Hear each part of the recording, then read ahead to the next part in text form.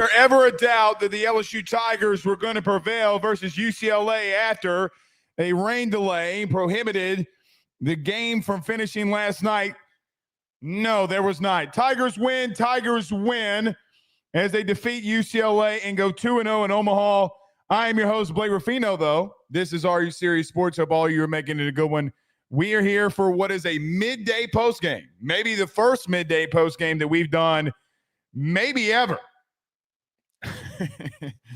Maybe ever. Nevertheless, we are live. Everyone do us a favor by hitting the like and share. And I got to say, to my two sweet babies that I was just told that are watching the postgame, to shout out to my son, Ben, I love you, buddy. Shout out to Jewel, I love you, sweetheart. As you can see right here where my thumb is pointing, my daughter, Jewel, colored a really good photo of some Tigers right here, and that's probably what helped LSU defeat UCLA. So I love you to my babies that are watching the show. So we've got to watch the profanity. I mean, first off, I got to start off with me. So just be careful in the comments because the kiddos are watching as I'm saying anything. Like I'm saying anything that I haven't been doing. Nevertheless, we are live. Everyone do us a favor by hitting the like and share. So let's break this game down in what is more than likely, guys, something that Jay Johnson talked about, something that he's never done. In the 8 appearances that Jay Johnson has had in Omaha, as a head coach, he's never been 2-0, and now you set yourself up with what might be another matchup with Arkansas, a very, very good team. You're starting to feel it, aren't you? I know all of you are starting to feel it. I can feel it too. I can feel it. So, man, you're getting close here. Still got a long way to go, but, man, you start feeling really good about what's happening. So we'll break this whole game down in its infancy. I see y'all in the comments. Watch your profanity. Yeah, watch your profanity. I'm the one that needs to do that the most, if we're just being completely honest. All right. Before we get rolling, as we do every single post game, let's talk about our good friends over at betonline.ag. Guys, use that promo code BELIEVE50. That's BELIEVE50, BLEAV50. You'll receive a 50% off welcome bonus on your first deposit. Do you believe that the LSU Tigers are going to get to the College World Series final? Go over to betonline.ag today. Use that promo code. If it's your first time using it, you'll receive a 50% off welcome bonus on that first deposit. betonline.ag, where the action starts. And our good friends over at Service Hawk Digital Media, where they soar above the competition. Guys, if you need right leads, smart systems, and real growth, get a marketing system that works for you today. Go over to servicehawk.io. That's servicehawk.io. Fill out their questionnaire, especially if you're an HVAC, electrical pro, generator pro, or you just own a business or run a business and you need to get those right leads with smart systems. Go over to servicehawk.io today. Let them know that your good friend Blake Ruffino sent you on by so you can get those right leads. And last but not least, our good friends over at Red Stick Financial. Guys, call them today, 225-407-9250. As interest rates are falling, try to get a refinance. If you're looking to buy a home, you know where you need to go. The best in all of Baton Rouge, that being Red Stick Financial. Go over to redstickfinancial.com. That's redstickfinancial.com, or give them a call at 225-407-9250. It's 225-407-9250 today. Let them know that your good friend Blake Ruffino sent you on by. Oh, thank you, Brandon. Yes, I almost forgot. Boy, did y'all see the Section 103 memorabilia? Not memorabilia, but apparel out in the stadium stands today for LSU. I know that we tweeted about it. They did as well. Guys, the hats, the shirts, everything LSU related. They got some of the best gear out there. So if you want to wear some purple and gold stuff while you're rooting on your Tigers while they're in Omaha, go over to section103.com. That's section103.com. You can use the promo code AYS to get 10% off of your order when you make that or when you place that order. That's section 103/collections/LSU. I got that white hat that's badass. I see a couple of you in Omaha have already See, talking about profanity, there I go. Look, I can't even get halfway through. Can't even get a quarter of the way through. I don't think it's that bad. But Section 103, man, they got the best apparel for LSU. Go over there, use that promo code AYS. Last but not least, I guess I should say, if you do send in the Super Chats, for 100% certainty, you will get your comments read. So if you send them in, we'll read those. Guys, you've been here long enough. You know what is going to go down in these post-game shows. So last night, LSU and UCLA squared off. Anthony Ianson got the start. Let's start off here. Guys, there was a lot of questions in reference to what Jay Johnson was going to do with the impending weather. I don't think that there was any real true discussion about what you do to start the game off if you're LSU. Mainly due to the fact that you got to do what you have to do to get off and a start early. Anthony Ianson didn't have his best stuff, and we'll talk about that. But the main thing is that, you know, when we sit in these regionals and we sit in these super regionals and we sit during SEC play and we're complaining about these weather delays, which they suck. Trust me, I know they really stink. But even in those, like we're going live at 1:18 a.m. When you walk one off against Tennessee, trust me, I know that they absolutely stink, that they're prevented that long. But you got to start a game off because the NCAA dictates it, and then you got to stop midway through. I don't think there was ever a choice that Jay needed to start off Anthony Ianson.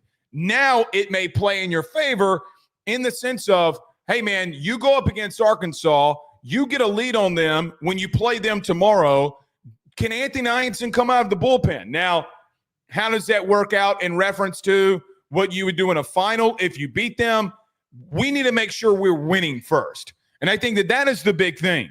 So Anthony Ianson only going 3 innings and 44 pitches, it begs the question how ready he can be. And look, if you got into a winner-take-all situation where Arkansas beats you tomorrow and then you got to come back and play them, which is quite honestly what I think could happen here, because they're just so damn good, then you know that for sure that you have Anthony Ianson, and by the way, you will have Kase Anderson.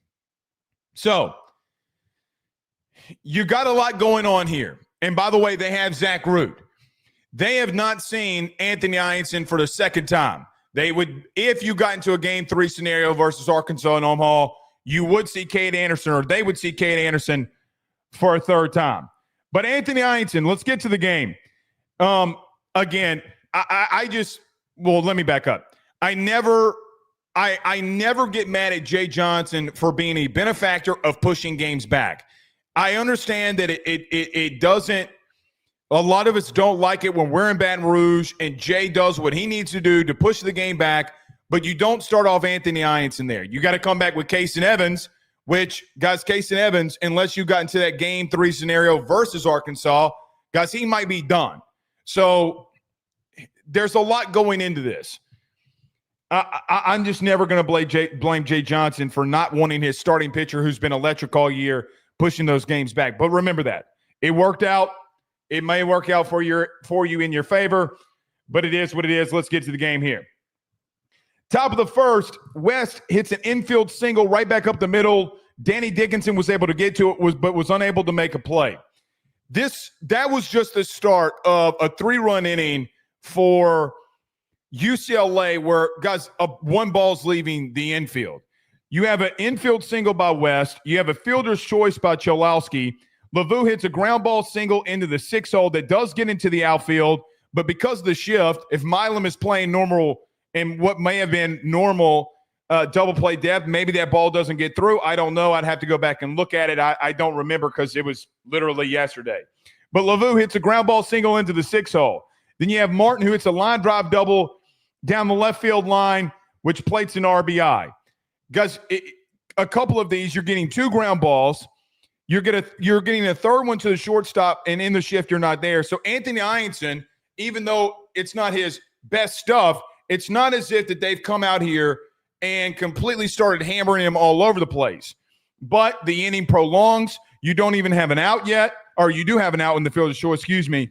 But as pitches that he's throwing, getting probably 20, 25 plus into that inning, it's starting to really bother him. Then Salgado comes up and you have another infield single right back up the middle that you're unable to make a play on that plates another RBI. Guys, they're doing nothing special. They're just putting the ball in play. They're hitting them. They're hitting it exactly where you aren't, and sometimes that's baseball. You know what it reminds me of? It's exactly what happened with you against Arkansas in the second inning against Root in game 1. The same damn near thing where you get a couple of walks, you get an infield single or a bunt single by Danny Dickinson, and then you get a line drive single by Chris Stanfield, and then you start plating some runs here. It's exactly the same damn thing that's happening, or that you did is exactly happening to you. Now, the thing that we will point out here was once you got out of this, and once you get out of this, can you respond quickly? Now, Brennan comes up, who has been red hot for UCLA, and hits into a fielder's choice, a dribbler right back to Anthony Ianson down the first base line that he's unable to make a play on, and getting the ball to home plate, which would plate UCLA their third run in the top of the first. He's got to go to first to get his second out. Again, guys, they're making very weak contact in just the right places. We can say that Anthony didn't have his quote-unquote best stuff, and maybe that's fair. But if you're going to tell me that, if you would have told me to start of yesterday that Anthony Ianson in the top of the first would have a ground ball in the infield, a ground ball in the infield, a ground ball in the infield, he would give up a double, a ground ball in the infield, a ground ball in the infield, guys, I would 1,000% take it. It just, you were unable to make plays on it, and it plated 3 runs for UCLA. Anthony Ianson in the top of the first was able to get out of it, though, by getting a play to Stephen Milam, and you're out of the inning. So it's 3-0 in the top of the first. And, you know, Jay Johnson made a trip to the mound in the top of the first, and in my thought process, and I think we even tweeted this out, it was the simple nature of going to Anthony Ianson, who was really amped up and has said as much in pregame interviews about being amped up, in reference to, hey, calm down a little. Let's just get out of the inning. Do what you do. A guy in Anthony Ianson who talked about in pregames going to UCLA games, wanting to be there.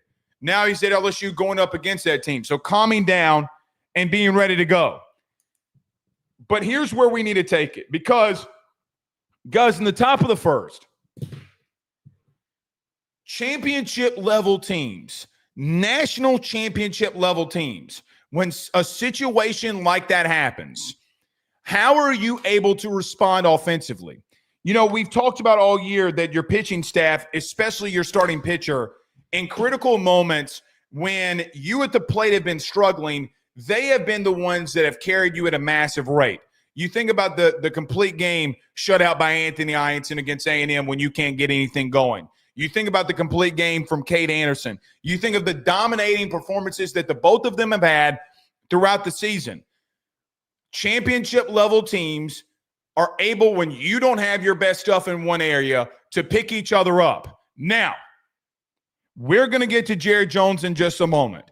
But when you look at what you've done in Omaha to start off 2-0, when you look at Blake, what is the biggest factor here? Guys, to be at the top, to be a team at the top, you 1,000% have got to deliver when it matters the most. And by God and by George, they do in the bottom of the first. Derek Curiel on the first pitch hits a ground ball to Cholowski, the shortstop for UCLA, who, guys, is just, I think he should go, his glove is from Hogwarts. I don't know how else to explain it. He's a wizard. Kid is struggling at the plate. Doesn't really matter. The kid is an outright wizard. An outright wizard. So, first pitch, you ground out to Cholowski. I would, if we do play them again, let's not try to hit it there. But Ethan Fry on a 3-2 pitch, it's a ground ball right back up the middle. A line drive single into right field down the line for Stephen Milam would get 2 on in the corners. Jake Brown would hit a ground ball single right back up the middle, and Tigers would get their first run. It's 3-1 And with runners on the corners again, here comes Bear Jones. Now, let's stop right here. In game 1 against Arkansas, Jared Jones struck out 5 times.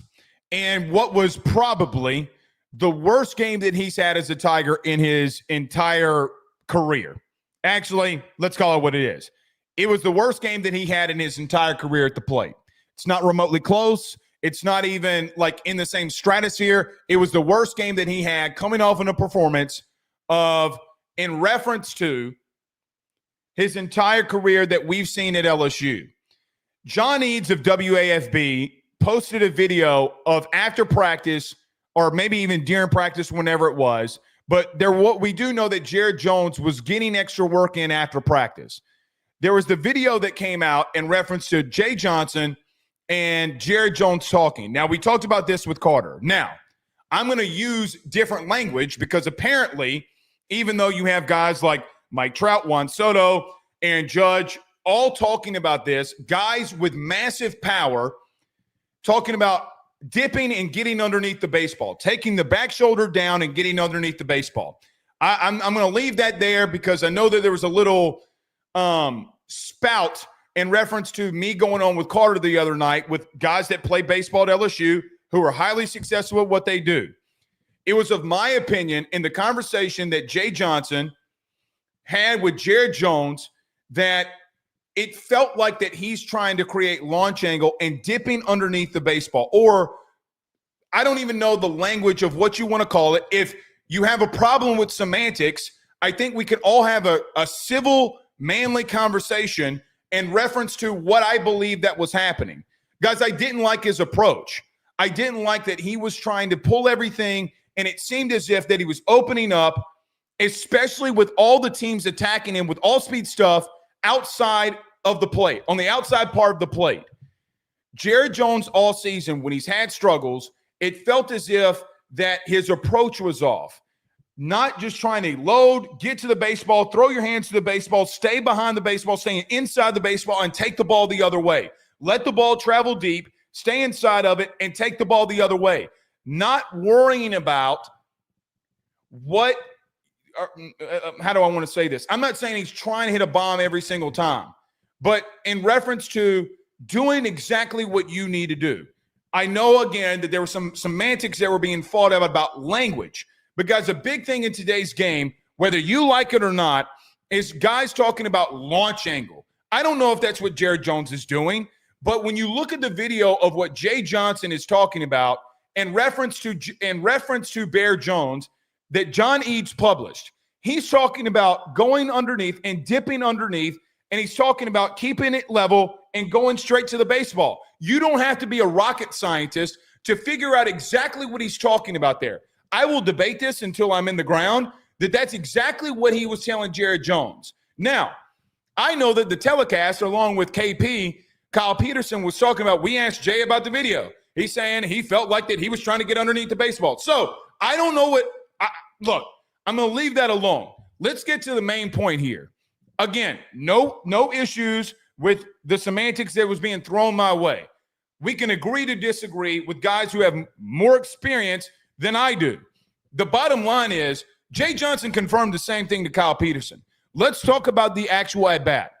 Guys, a pitch on the outside half, staying down on the baseball, letting the ball travel, and hitting it a long way into right center field in a park that the ball does not travel. It doesn't travel like that.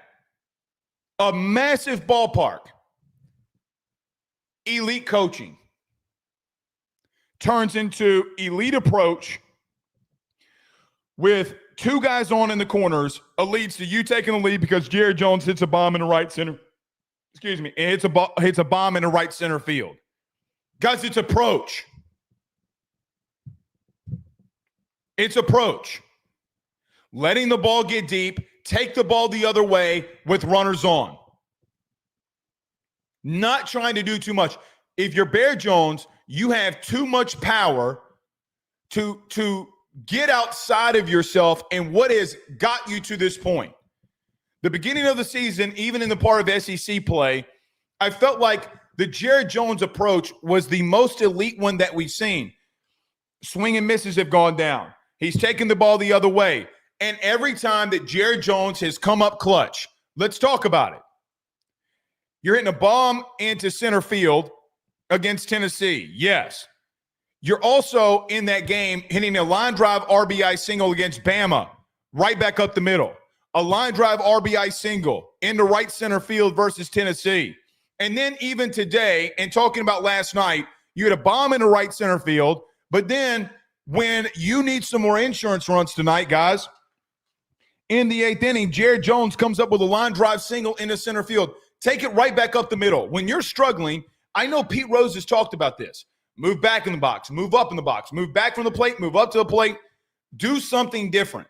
And I feel like that video, getting to the part of Jay Johnson, we do not talk about him enough. We do not, because in the season, there's so many different storylines that goes on. Now, during the rain delay, I don't know how many of you all kept the tube on ESPN, but they talked about, or they showed a clip when LSU's playing Ole Miss. And Jay brings his team up and he says, guys, this isn't personal. Y'all's at-bats are not great right now. You're doing too much. You're not staying inside your fundamentals. Take the ball the other way. Take the ball the other way. Change something up.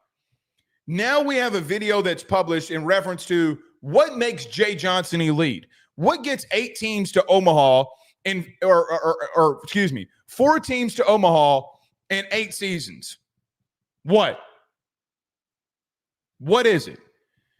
It's that he's always, number one, recruiting elite players, but number 2, always working to be better. Guys, I don't know if you're going to win this thing. And quite honestly, for me, about Jay Johnson, it doesn't really matter. That is what elite coaches do. And guys, he might be the best one in the country. But for once, you got to take a glimpse inside of who he is, what he does, and everything of being around that program. You're down 3-0 in the top of the first. And as a national championship level and caliber team should do and will do, is how do you respond while being down? Or is the pressure going to be too much for you? You get a line drive, or you get a ground ball single right back up the middle by Ethan Fry, who, by the way, at that point, it was 0 for 14 in the Super Regional and Game 1 in Omaha. A line drive single down the right field line by Stephen Milam, who, guys, as we've talked about on these post-game shows for so long, since the postseason, and really not even the postseason, since South Carolina, when his approach was to stay level, stay on top of the baseball, and let the ball travel deep and take the ball the other way. He did that against South Carolina. He did that against Ole Miss and A&M. He did that in the regional. He did that in the super regional. Guys, where he's letting the ball travel deep from the right side of the plate and hitting a grand slam over the right field wall. As a righty, approach will always win. It always has. It always will. Doing the right things will win you baseball games. And in the bottom of the first, guys, I got to tell you, it was the first time that I could think of in a high critical situation that I'm like, you know what, dude? It's like they've been here before, because most of them have. Now, LSU's been there. Bear Jones has been there. Stephen Milam hasn't been there in the situation of, brother, you're in Omaha. We saw the clutch gene that he possessed in the SEC tournament a year ago, in the regional a year ago. Now you're seeing it at the highest level. So single, and then a 3-run bomb by your power guy to give you the lead 4-3. It's elite shit. It's elite shit. There goes my profanity. Sorry to Jewel and Ben. Sorry, won't do it again, promise. It's elite stuff. It's some of the most elite stuff that you're going to see. So there's so much because of a rain delay. There's so much of this because of how long this game technically lasted from a real live standpoint, real minutes, seconds, hours standpoint, that the first inning will get missed. but it's not going to get missed here.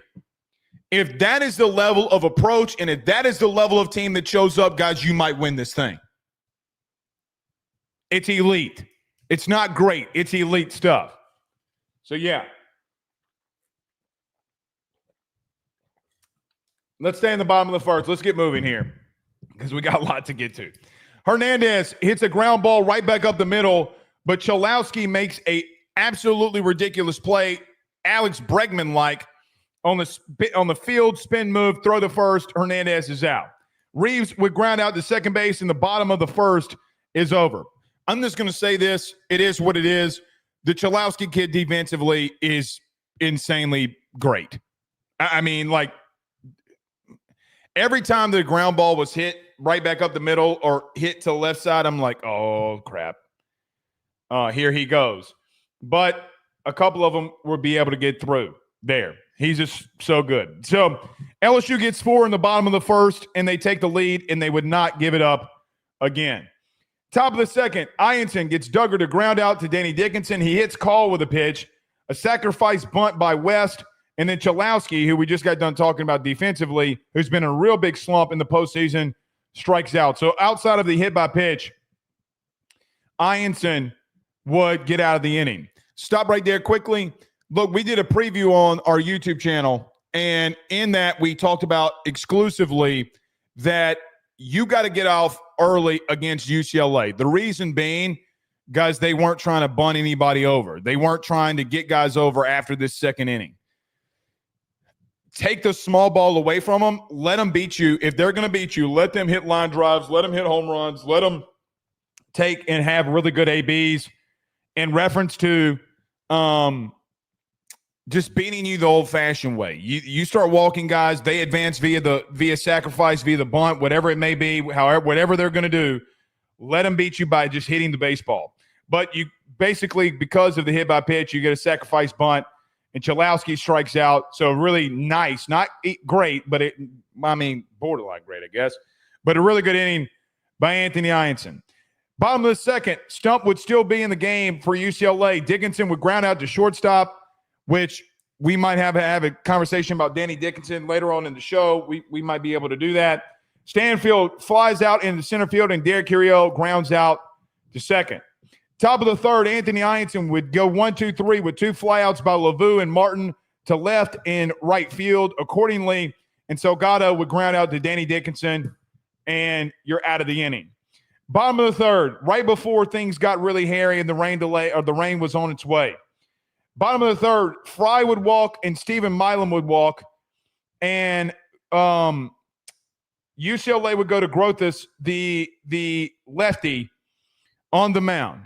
So you got back-to-back walks by Stump, and then Jake Brown at the plate. I was wondering at this exact moment, because of the struggles that Jake Brown had at the plate against lefties. And again, we've had this conversation a lot, and I'm not going to be the one to have it with you again. I was wondering if they were going to go Josh Pearson. They did not. They tried to get Jake Brown to lay down the bunt 3 times. He misses, or he pulls the first one back for a strike. He foul tips the second one, and then they tried to with 2 strikes for him to bunt again. He misses it, and he strikes out.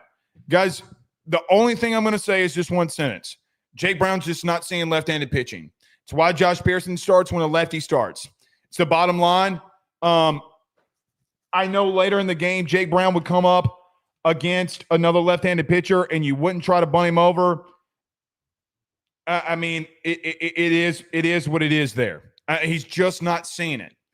Guys, he's hovering around hitting 160 to 170 against lefties. I was wondering what Jay would do there. He stick with Jake Brown. It was what it was. Jared Jones would strike out, so you got 2 out with 2 on. And then Luis Hernandez, who has been more clutch than really anybody here, whether it be the regional, super regional, whenever it may be. It's an RBI ground ball single right back up the middle. The Tigers are up 5-3 with Pearson coming up for Tanner Reeves in the bottom of the third, who would strike out as well. Look, man, Luis Hernandez has been as clutch as it's been. I mean, he's not doing anything, quote-unquote, technically flashy, but Luis has been a mainstay in your lineup, He's been massive for you, and getting that run there was absolutely massive. And going up against a lefty, which he sees lefties very well, really, really good at AB to just do exactly what you need to do there for Hernandez. Now, top of the fourth, this is where the rain delay would come in. We've talked about this. We talked about it in the beginning. Just to emphasize, I'm not going to stay long on it with it here. I guess the only thing here is I don't like that they start a game in reference to, like, dude, you got 3 innings in. It's their decision, the NCAA's decision. They start the game, but you burn Anthony Ianson. You had already run off Stump, the starter for UCLA, but you hadn't run off Anthony Ianson. Was the top of the first for Anthony, quote unquote, bad? Sure, you gave up 3 runs. It wasn't necessarily bad. It just, baseball happened to him. But guys, he had retired Duggar, West, Chalowski, Laveau, Martin, Salgado, and the only guy that got on was Call with a hit by pitch. So he had found his rhythm after the bad first inning. And I'm just never going to complain about Jay having say and ultimately maybe being the one that helps dictate this about getting Anthony Ianson out of there. Now, again, you could say, well, Blakey works in our favor. He can come back against Arkansas, and that's very true. It will be interesting to see what Jay Johnson does there and with Anthony Ianson moving forward. But I got to tell you, it's a great situation to have nevertheless. I don't like it. I would have liked for Anthony Ianson to stay in there. But look, man, I mean, does he come in tomorrow and close out against Arkansas will be the main question. And we'll see. I know the main question going into the top of the fourth here was, where was Jay Johnson going to turn? Listen, there was a reason why, from a tweeting standpoint, that for me, I did not say anything really. I asked all of you guys on Twitter who you thought where he would go. I just trust him so much that it didn't matter to me. I thought he would make the right decision. So you come back this morning at 10 a.m. and Jay Johnson turns to Kase Evans. And quite honestly, when it's all said and done, was the right decision. Guys, in these situations, being 2-0 and only playing in 2 games versus now, this will be Arkansas and UCLA's 3rd game, and then they will be in their 4th game going up against you. It's just so critical to be able to make sure that you win it. Guys, you will be going into game 3 while Arkansas or UCLA is going into game 4, and we'll see how their bullpens work out here. We'll see how their pitching works out here. Hell, we'll see how yours works out. Now, I don't know where Jay Johnson turns. I'm not going to pretend to know. I'm not going to act like I know, but I do feel confident that he's going to make the right decisions based off of what he sees. Guys, you got 2 games and you got to win one of them. So I don't know if in game 3 for you that you, quote unquote, completely do everything humanly possible when you have a game 4 scenario that you can get into. But the right decision was going to Kase Evans, and you did in the top of the 4th. Kase Evans would come in and start this morning, which was basically like 2 games in and of itself, really. But it's the right decision. Before we get back to the game, I want to say this too. We talked about in the beginning about national championship level teams. What does championship level teams do? That no matter the situation, they find ways to excel and they find ways to win. Guys, it's 10 a.m. It's 10 a.m. You got a bunch of 18 to 22-year-old kids who have had all night to kind of just sit around, do nothing, whatever. And Jay said before the game to the telecast that the team that was the most focused and locked in would be the one that won it, and I felt like you were. So Kase Evans comes in the top of the 4th. He gets Brennan to ground out to Stephen Milam. Balls would strike out, and yes, I know that name is funny, but it is what it is. I'm not going to make fun of it. Duggar would hit a line drive single in the left field, and Call would strike out on 4 pitches from Kase Evans. So his first 2 Ks of the day come out and starting the game against UCLA. Bottom of the 4th, Danny Dickinson would ground out to the third baseman. Stanfield would ground out to Chalowski. And then you go back to the top of the order where you really got some things moving here. Derek Curiel would hit a line drive single in the left field. Ethan Fry would walk, which would bring up who is probably your hottest hitter in all of your lineup in Stephen Milam. And he would hit an RBI ground ball single right back up the middle. Guys, as you have gotten better at the plate, it has come on the back of Stephen Milam. Against Gabe Gackle, he had 2 hits. Arguably 2 of the better performances, but one for sure in Gabe Woods for Arkansas, but Gabe Gackle as well for Arkansas. Against one of the best arms that you're going to see and have seen all year in Gabe Gackle.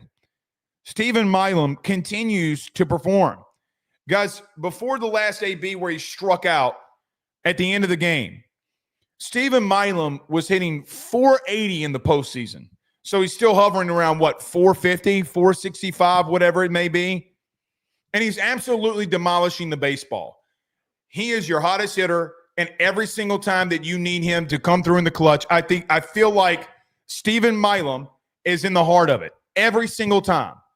You come into the bottom of the 4th, and you get an RBI ground ball single right back up the middle by Stephen Milam. Again, how many times are we going to talk about approach and doing the exact right thing? Stephen Milam's turnaround at South Carolina on.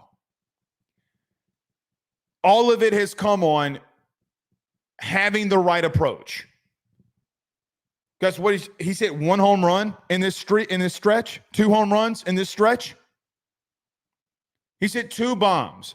You would think that a guy that's been just absolutely electric is crushing the ball out of the park. No, he's doing everything he's supposed to be doing right.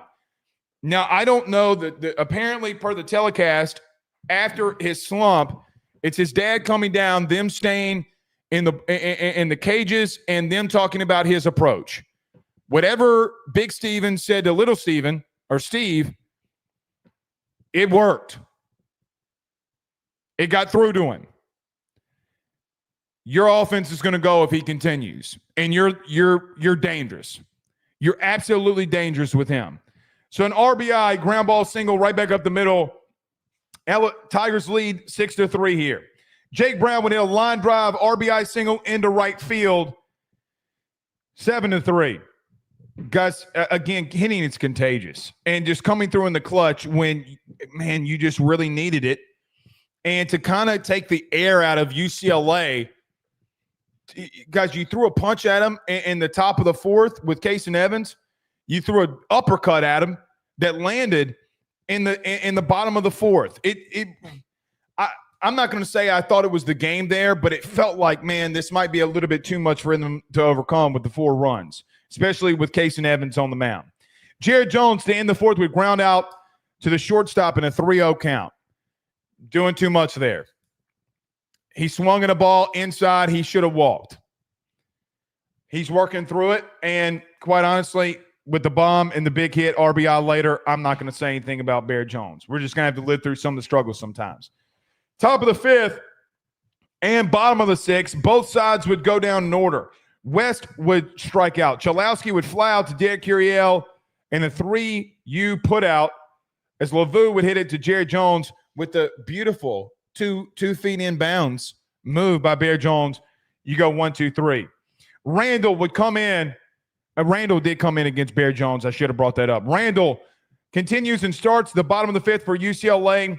Gets Hernandez to ground out to Chalowski and gets Braswell and Dickinson to strike out looking. Let's stop right there. You remember in the 5th inning when Braswell and Dickinson went down on strikes? Guys, the zone, look,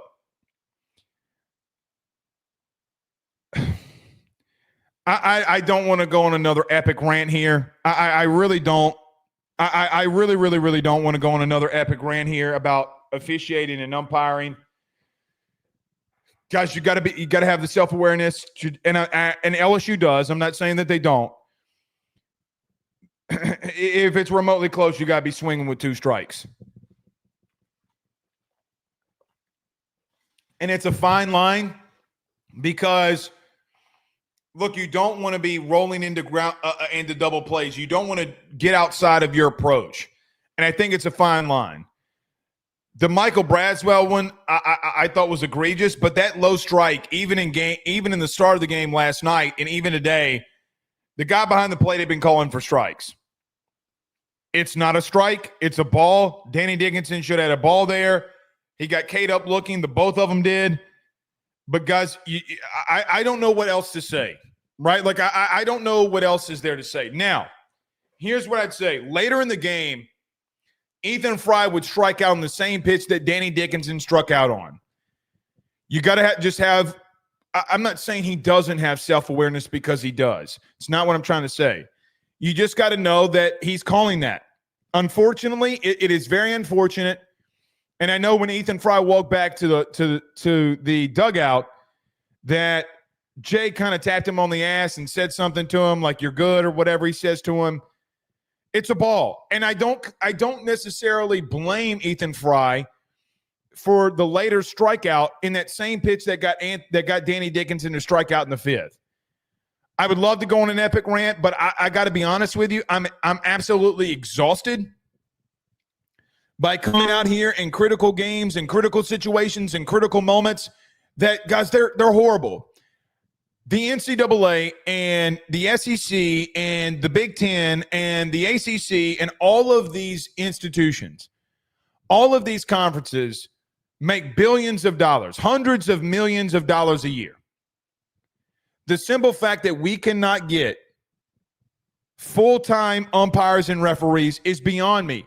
Guys, there's two dudes that will be umpiring games this weekend or this week and this past weekend that are attorneys. One is an insurance agent.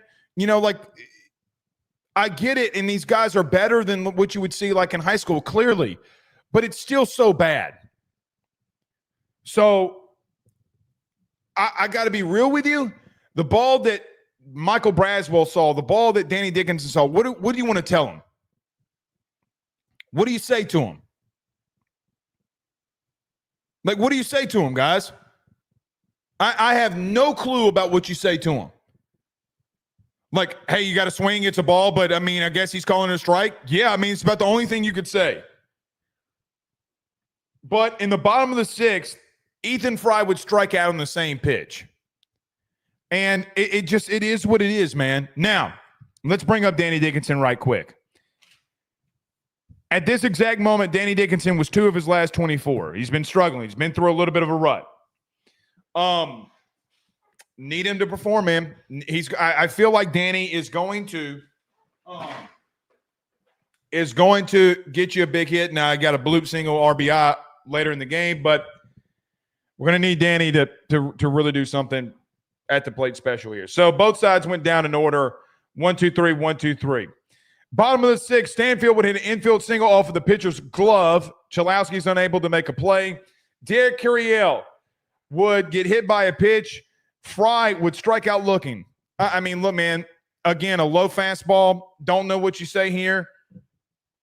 It is what it is. The only thing is, I saw some of you, and I quote tweeted this on Twitter. Somebody said that they want Ethan Fry to bunt in that situation. And I quote tweeted, I want to bring this up. Are we dumb? Now, I'm not saying the guy's dumb. You want Ethan Fry to bunt?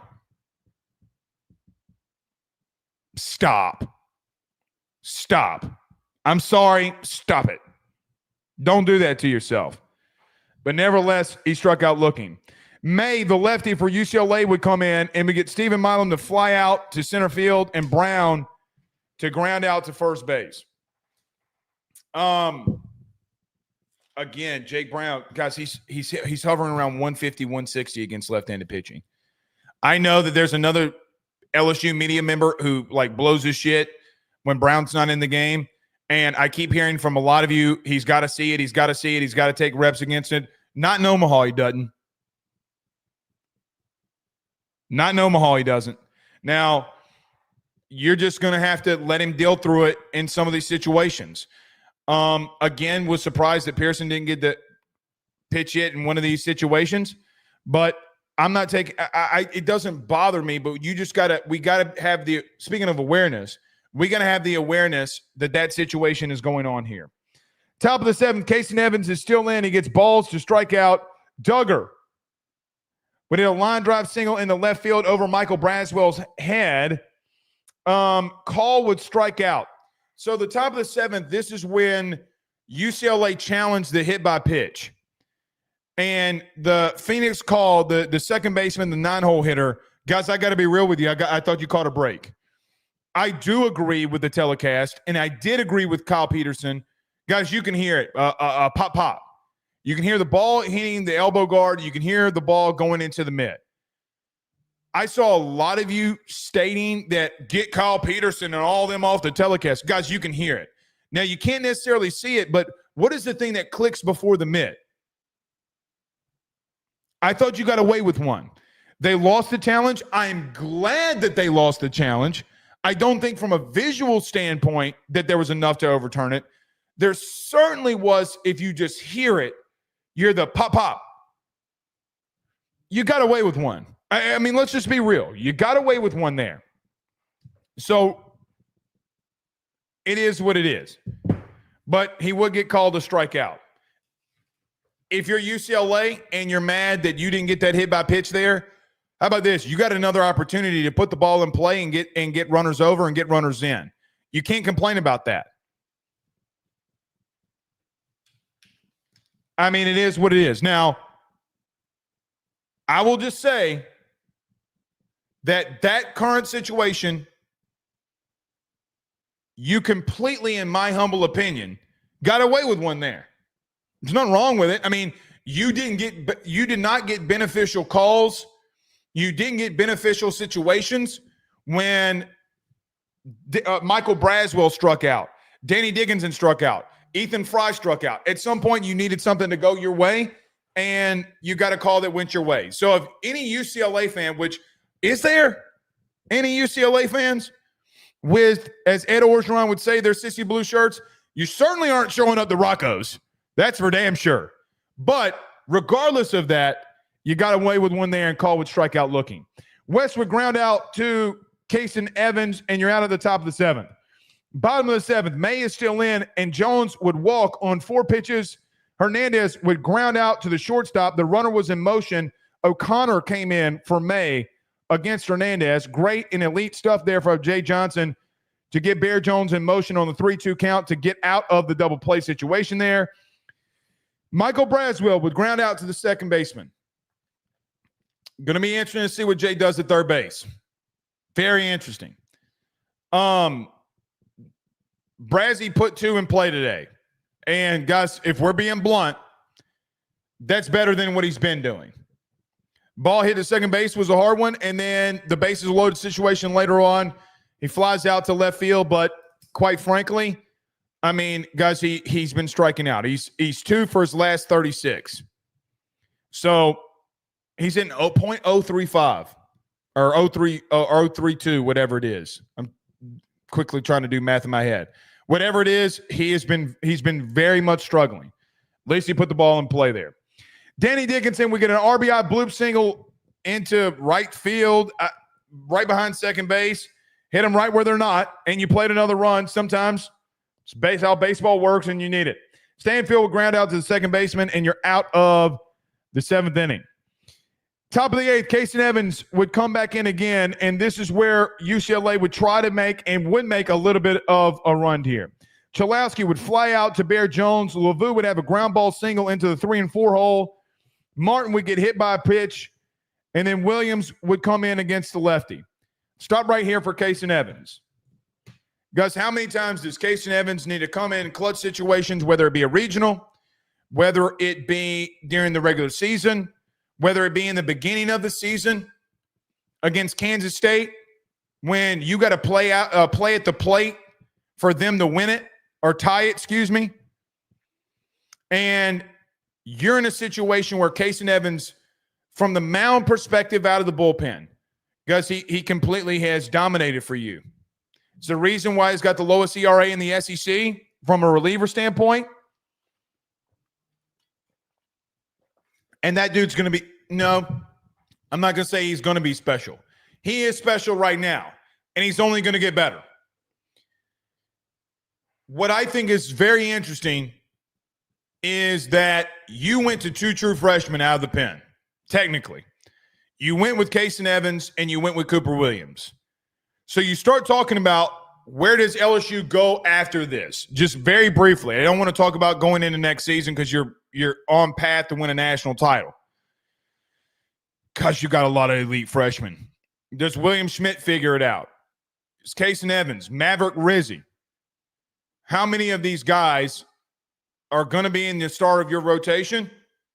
And by the way, I'm just going to tell you, as we're 2 for 2 in calling these portal additions. From a pitching standpoint, you ain't done. You just got some elite guys that will be back for you next season. None more on top of your mind, or should be on top of your mind, more than Kase Evans.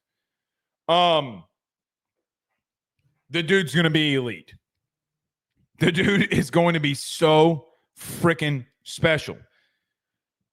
The regional and today, and even closing the game out in game 1 against Arkansas, against a team, and in the part of the order against a team where Kase Evans faced off against Arkansas that he did not do well against. The dude's been in both of the games, game 1 and game 2 for you, and he's absolutely delivered. He's special. He is special. I do think that he needs to locate a little bit better, but they're not seeing it good enough anyway that this dude's just out there slinging that thing. Dude's so good. He came up clutch for you today, man. And in a situation where, quite honestly, I didn't know how this was going to play out.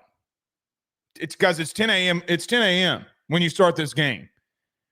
And he went 4, 5, 6, 7, and then goes into the 8 after 4 very strong innings of no-run baseball and set you up to win this damn thing.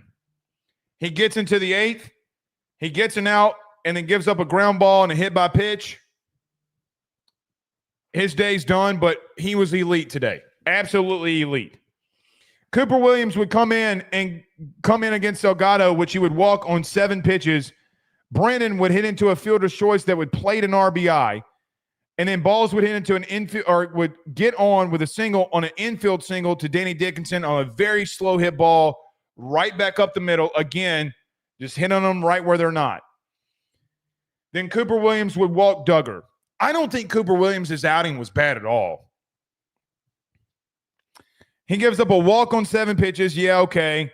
Brennan gets another ground ball and a fielder's choice that, guys, quite honestly, if it's hit a little bit harder, you're out of the inning on a double play. And then he gets another ground ball that's just hit so soft and right where they're not that, again, it just like it's kind of like a tough break situation. They're putting the ball in play and good on them. But, guys, he got a couple of ground balls. It's not like you're getting hit all over the place. Both of the walks, though, are daggers in a sense because, man, they're putting pressure on you. So they do score 2 in the top of the 8th, and then Chase Shores would come against Call, and on the first pitch, he would hit into a fielder's choice, 6-4 put out, and you're out of the 8th. Chase Shores, man, absolutely electric shit. Stuff. Sorry about the profanity. Stuff. I don't even know if the kids are still watching. Maybe they are. Maybe they're not. Who knows? But I need to stop. Bottom of the 8th, Curiel would hit into a ground ball to the second baseman. He would be out. Ethan Fry would walk. Stephen Milam with Hawk coming in would strike out, swinging. And with 2 outs, Brown would come up and hit a line drive single, RBI, and then Jared Jones, an RBI line drive single into center field. We started off the postgame talking about Jared Jones and his approach, and what my opinion is. I believe my opinion is right based off of the video we saw with Jared Jones. Again, know that there were some semantics that were flying out there.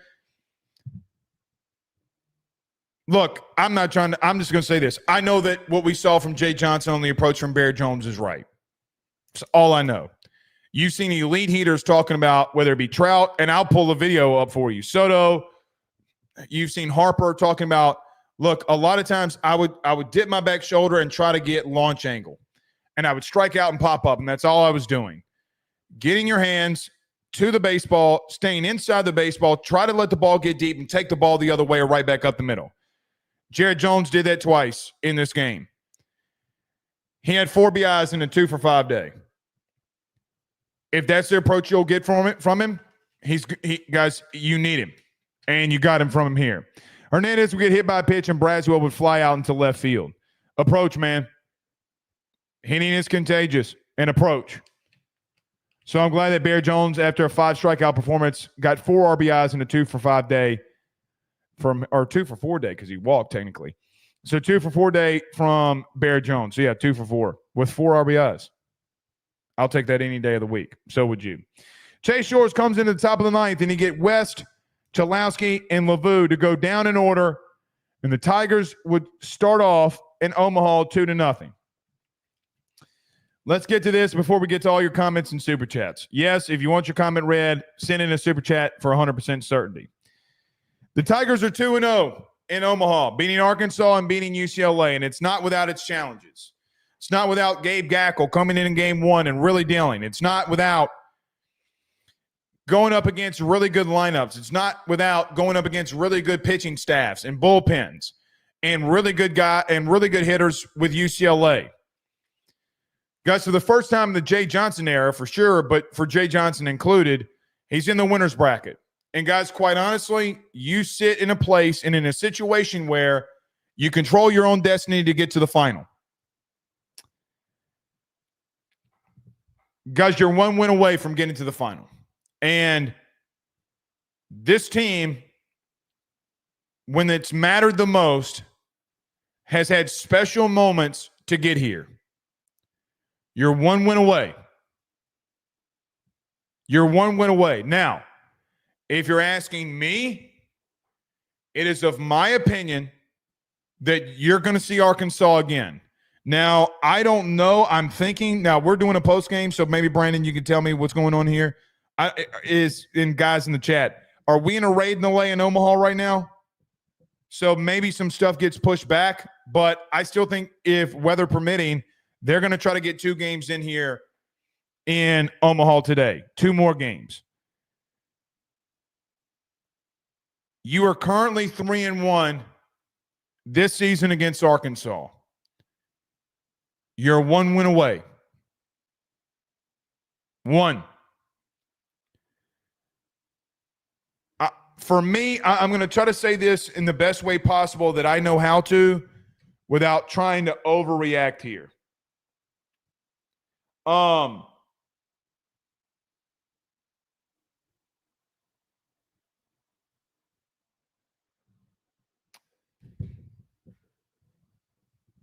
Guys, you're in the driver's seat to winning a national title. So is Coastal Carolina, for what it's worth.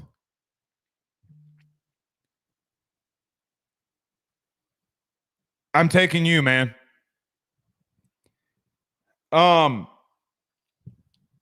In a perfect world, you would want to win tomorrow or whenever you play again, I guess, to be set up for a situation where, and winning without having to use Anthony Ianson tomorrow, just hypothetically, if he does, you do get in a situation against Arkansas. Where you're set up to have Cade Anderson and Anthony Ianson to go for you. It's not the end-all, be-all if you lose tomorrow. And quite honestly, going back and looking at 2023, guys, you lost and came out of the loser's bracket to win and go to a final.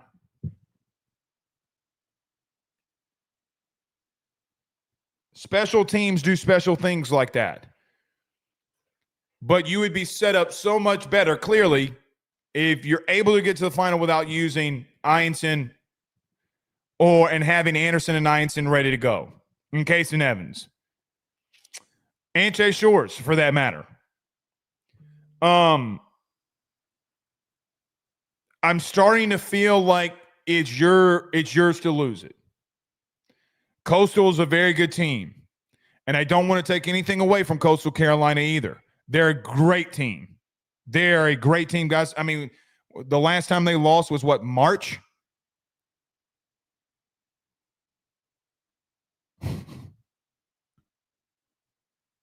Like that is insane.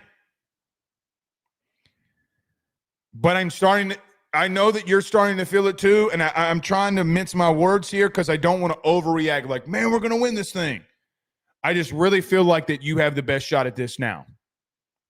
Let's see what happens with Arkansas and UCLA, and then we'll talk about that opponent here and go from there. But regardless of all of this, it is a masterful situation to be in.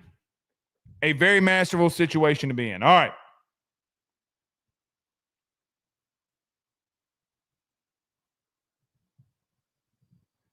Let's get to these super chats.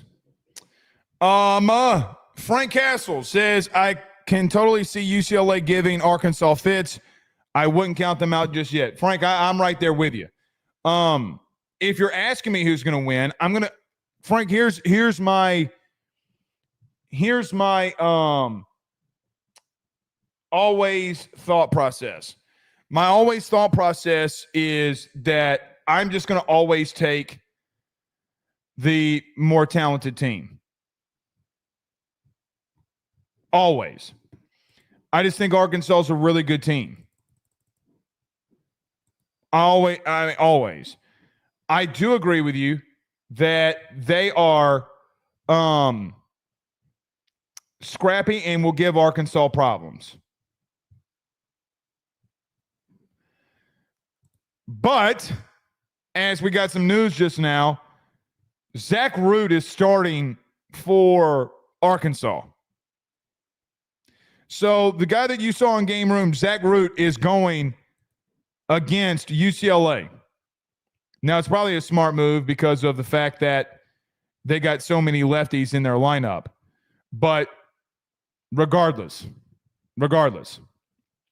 I agree with you there. Cole Harville with the $5 super chat says, Blake, that umpire, the strike zone is not supposed to change throughout the game. Cole, I completely agree, brother.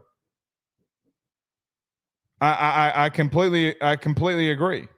There's no, you're not going to get anything from me in that regard. I'm not going to disagree with you because it certainly did in the 8th inning. It certainly did. I think that, listen, there are a couple of things. Like I should have mentioned this during the post-game breakdown with all 1,609 of you in here. LSU against UCLA in the game as a whole, let's not talk about the last 2 days really, but LSU against UCLA went 7 of 15 with, or excuse me, 8 of 16 with 2 outs. So they hit 500 with 2 outs. And the reason I bring that up against the umpire is, guys, sometimes you just got to take matters into your own hands. You do. And you did. You 1,000% did. Dylan Smith with a $10 super chat says, can I say something random? Well, if you send in $10, you can. He says, was it weird to anyone else how much the announcers talked about the shortstop for UCLA loving LSU? I mean, great win, great jello shots. Let me stop right here. No. For me, no. Like, listen, when someone's not glazing LSU, like, for example, Dylan, let me give you this from my perspective. For an example,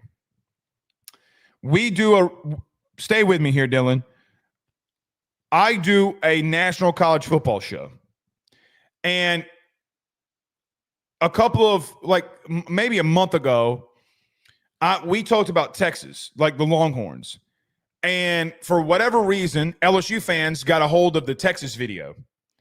And I got absolutely abused. Like people calling me a traitor and shit and all kinds of crazy shit. The reason I bring that up is because I was talking about the Texas front seven and how elite that they're going to be in football. That kid might be the number 1 overall pick. Now, Dylan, let me just throw this out there to you. How many times did they talk about Paul Skeens in the telecast?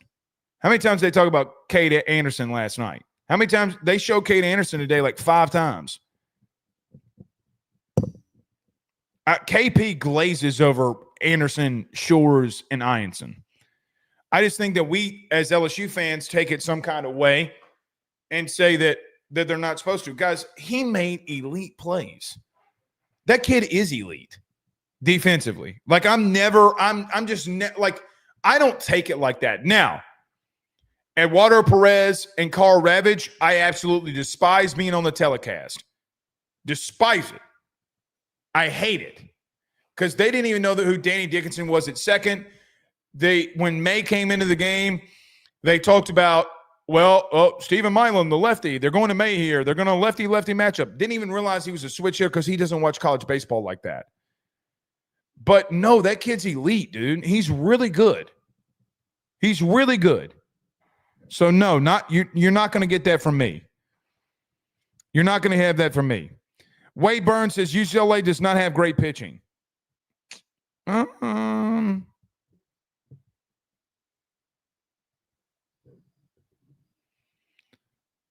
I don't agree with that.